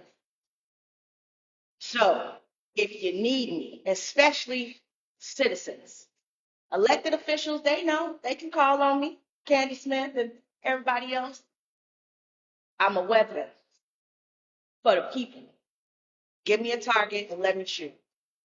Because I promise y'all, unlike what you heard, people are more energized than ever to vote. Just looking at Pitt County, where they typically have 10,000 people voting in municipals, they had 13,000 people show up. That's how, as Democrats, we were able to win over 630 races across the state. We were able to flip over 160 seats because we know that it starts in your backyard with your neighbors. It don't start at the top, at federal. How are you impacting the people around you? That's what matters to me. So if you ever need me, Selena@ncdp.org. I'm approachable. I don't mind driving. They know I don't mind driving to wherever you are. That's why I got a Corolla. I put all the miles on this car, on the Toyota, because I don't mind linking up with people. But I want y'all to be informed, because in our government, you get out what you put in. It's like a nonprofit. Any other organization y'all follow, NAACP, everything. We know. But please, whatever you do, don't gatekeep the information. Don't stay silent. Your voice is needed sorely, especially all these Black women in this room. Your voices are needed to nurture our communities. And you have the experience to do it. We've been budgeting and getting folks to do things in our community forever. So please, make us do our job. Make them do their job. And not just show up around election time. My job is 365. I do not just show up for election. I am part of the P100 program. We are organizing every day, in between time, in the meantime, behind the times, in front. Wow. We are here. I'm in the community. I'm here to help empower you. Know your worth, because they do. And they're going to use it. Thank y'all so much. I appreciate it. I want to tell y'all something real quick. As most of some of y'all know, I served as mayor pro tem for the town of Manio. I have served mayor pro tem for 6 years. I ran for mayor in November, just Tuesday. And let me tell y'all something. I got 174 votes. My opponent, who has no experience, I have been mayor for 6 years, and he had 250-some votes.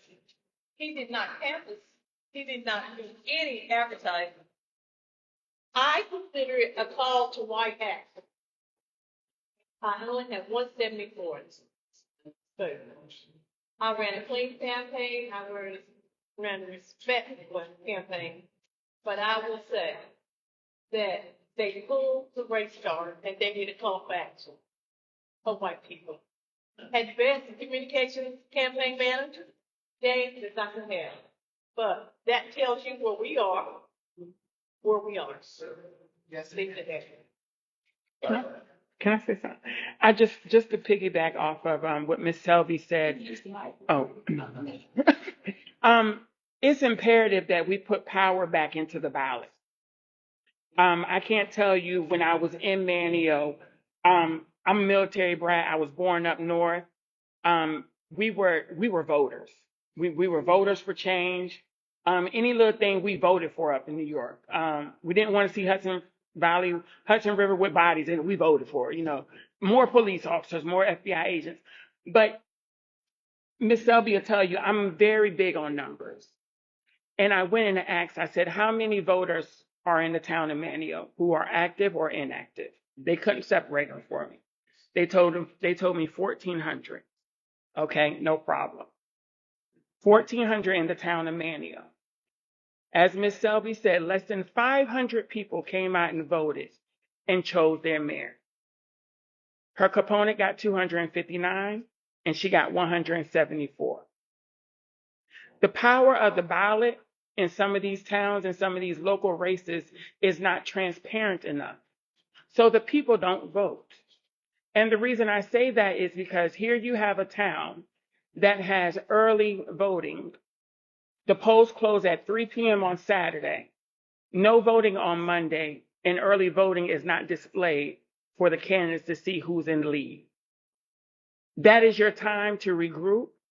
Whether the numbers come at 8 a.m. on Monday morning, that is time for the candidate to regroup, knock on doors.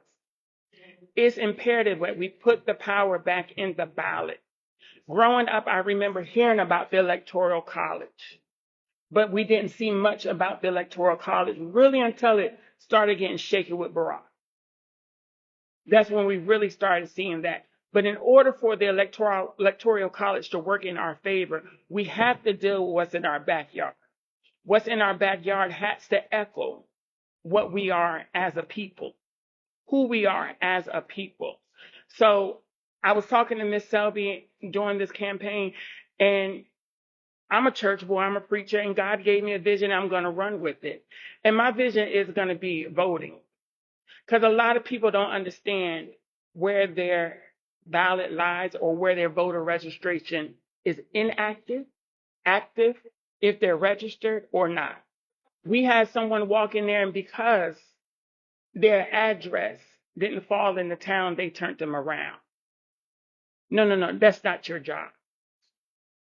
That's not your job. So it's imperative when you're running a campaign, bypass those who are working the booths. Go straight to the board election, as I did, and have them walk them back over there and say, no, they can vote. This is happening a lot. This is why it was an honor to work with Miss Selby, because she was out there. She was in the trenches. And as she said, her opponent did 1 mixer and 7 posts. That's it. 1 public mixer and 7 posts on social media. That's it. So the power of the ballot is losing itself locally. We want to run to the state and the national, but we're still getting in bed with what we're at national. It's not any change. You're only putting yourself back into that rut. So I'm telling you all, and I'm going to be pushing it out. I'm teaching people now how to check their status. Check your status. Learn how to flip-flop where you stand to get who you need to be in office. As much as they want to say it's not about black and white, it's not about red and blue. No, it's not about red and blue no more. It's back to being about black and white. And what it is on the tickets is now blue is black and red is white. That's where we're back to now. But we need to put on our grown boy britches and say, no, right is wrong is wrong. That's right. So if I need to skate across that ballot, I need to skate across that ballot. But we need to make sure that we use the ballot. We're not getting out here and voting because we're scared. And we have seen so many times after time, this is just the way it's going to fall. But that's not the way the cookie has to crumble. So if you ever need me, I'm going to be partnering with Miss Selby. I'm from Cumberland County, but for some odd reason, I have a heart for down here. I have a heart for down here because as black and brown, it's a little bit lacking down here. And I'm coming down here and I'm seeing a lot of, wow, who are you? Where did you come from? Oh, so you're not used to this. Well, let me tell you who I am. I'm 40 years old and I've been on my job for 16 years. And I have a 401k that's 18 years old. Because my first job was Polar Ralph Lauren. Yes, I have a story. My mom was a domestic violence. My mom walked away from the 4,400 square foot house and left my dad there. But this is how it happened. We got to tell the story. So I thank you all. Thank you. Thank you. Thank you for sharing that with me. I hate to be ashamed to look, but that the did, SC does provide mobility free for everybody in this state, if you're a Democrat. The North Carolina does provide mobility for free if you are a Democrat, which gave you your voters who weren't registered. It's the database. And we've been called crazy for doing it because every other state charges. But if you're a Democrat, you can get vote builder. Access to vote builder, if you're running a campaign, whatever, vote builder. And it will give you all of the information on all registered and non-registered citizens in North Carolina. And that way, we have been using it for free training for candidates, aspiring people who want to run county officer, precinct officers for training so that they can kind of target their phone banking, canvassing, knocking doors, however you want to do it. But please know that that is available as your state party. Those are one of the things you need. You don't walk in here what we offer. But free training calendar, if you look on YouTube, if y'all don't know, and this is even to Republicans, on YouTube is free because it's Vote Builder 101, it's how to canvas 101, it's how to knock doors, how to organize your precinct. It's all for free and it's on YouTube. And we provide it to everybody. So please know that y'all have resources available to you that you don't know, but you don't know. You got so I'm gonna make sure y'all know that that's available to y'all. All right. And anything else, I'm sorry, I didn't. But it's a free resource for everybody. Thank you so much for those comments and for that advice. Thank you all who were able to speak in specific today. Let me say this for the 13 bodies that, and then some, because it's a little bit more than 13. For the 13 bodies that were here, each of you fought with you without even knowing 10 bodies. And for those 10 bodies, those were the people you told you were coming here, or you mentioned that this was going on and this might be where you are. And for those people that you met in your passing driving here. So with that 130 people that you have reached this morning without knowing just from the individuals who are here, I would say, go back, take the message, and build your community. Especially a few things on the comment. We talked about the budget not being passed. That budget deal is a big thing, folks. It is so big that teachers now are beginning to walk away from the classroom. We cannot afford to allow that to happen because within that classroom is our future. I'll give you a prime example. Just this week, there was something as simple as a teacher needed to put a sign or put decorations on her door for small kids, because small kids love to see color. And they're getting ready to celebrate Thanksgiving. That teacher had no school supplies, no money for supplies to do that. Her budget, her personal budget, is where it would have had to come from. That teacher is a single parent raising 3 kids of her own who she has to provide for. So therefore, there is no money for the 25 kids that needs to see that bulletin board in her classroom. So here's what I'm saying to you all. Whether you're here this morning online or offline, just in our community, we need that budget passed. Those are not just your children and my children. They're the future of North Carolina. And moving farther, when we think about the maps being withdrawn, let me speak to that. I want each one of us this morning, whether on media or in this present, to redraw the maps in your brain and send that map in the direction in which it needs to go. It will need to go to the polls. It will need to go to the projects. It will need to go to senior housing. It will need to go to the elderly woman who gets Medicaid and Medicare. It will need to go to the mother who doesn't go to work because either physically she can't or mentally she can't, or she just chose, I've got too much to take out there that I can't afford child care here. It needs to go to the community of the rich. It needs to go to the community of the poor. And that message needs to be, you Republicans, you redo the lines. But God has a map of direction. And with that being said, to my North Carolina Eastern City group, who covers 23 counties, think about it, 23 counties. Whether they physically show up or not, they show out. They show out at the polls, whether limited or full-breasted. They show out in our community. And this time, going forward, because of the taking of stand, because of our program, of our federal scholarship, of things that will increase our future, we as a people, not a people of color, not just a people of human dignity, not just a people of where we come from and who we have, the haves and have not, but we, as a United States citizen, whether born and raised, we are going to the polls, and we are going to set the record straight, and we will do it. And I'll tell you why we're going to do it. Because God has always prepared the table, and we have always pushed up the chair. But we can't keep eating if we don't start speaking. And we're going to eat. We're going to eat this time. We're not going to starve. God is not going to allow us to starve. We come too far by faith. But with that faith, we're going to push our people to do what they have to do. All of our people. And to the group that came this morning, again, I would like to thank them for coming and for participating. And I would like to say this to the courts who will do that map without looking at the crime rate in our neighborhoods, but using judgment to decide what the issue and what the final reports will be.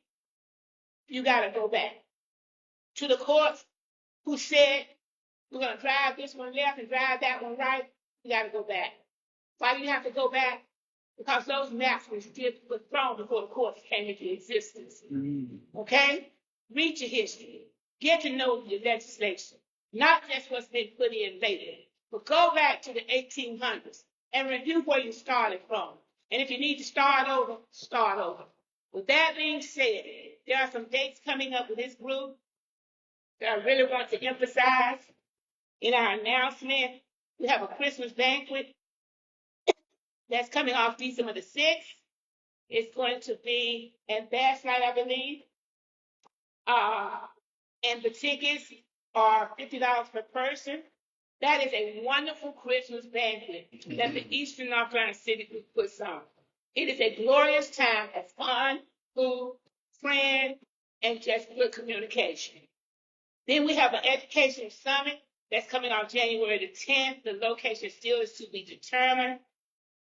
That is another opportunity for us to go out and to be ready and prepared.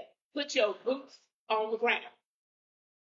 Again, I say to each one of you who have turned on today, you have a charge. That charge starts with me, spreads to you. We will take the charge.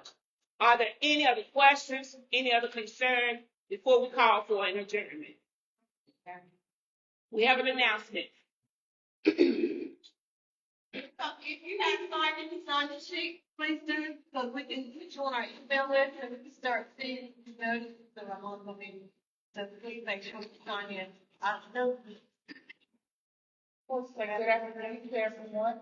I would like to announce that Charles County Community Development Corporation is sponsoring a book signing event, working with Dr. Henry Vanderbilt Johnson.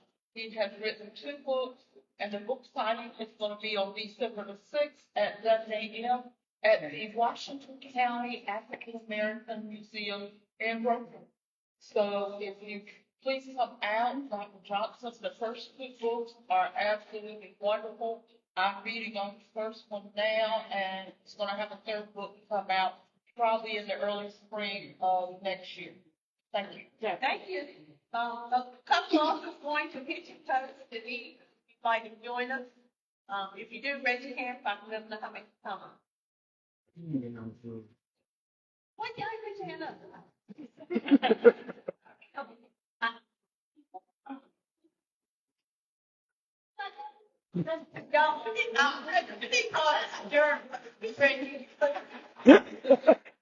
Okay, Miss Selby gave you Miss Selby gave you an invitation. I don't know if you all heard it or not. But anyway, did everyone hear her announcement, her invitation? Okay. Then you know you are welcome. Okay, last thing I'm going to say again, thank you to the Alliance, to Advanced Carolina for coming today, and especially thank you to Jeremy Collins. Thank you to our elected officials who serve within your communities. I just want to say thank you too. Hi, I'm Amanda. I'm representing Black Acre today. I'm their newest member, the Chief Education and Engagement Officer.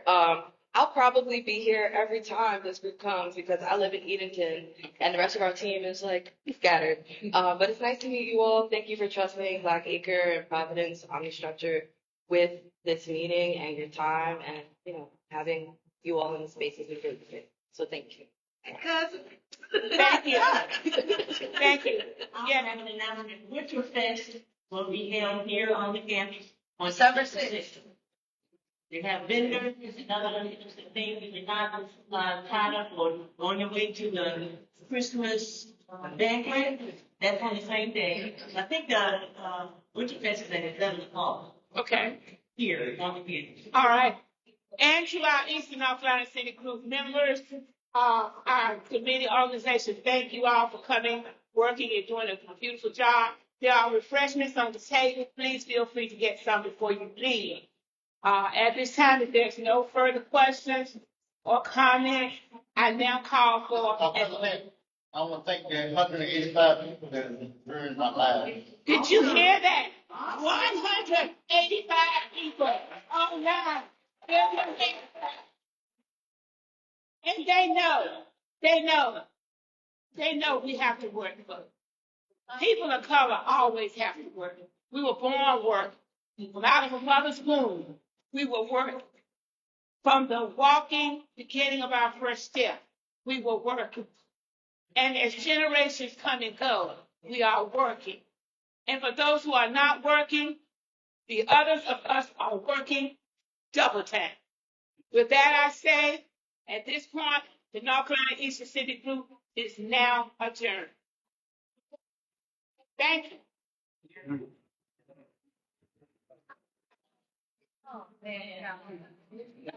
thank you. Thank you. Yeah.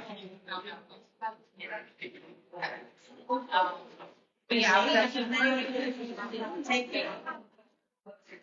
Yeah.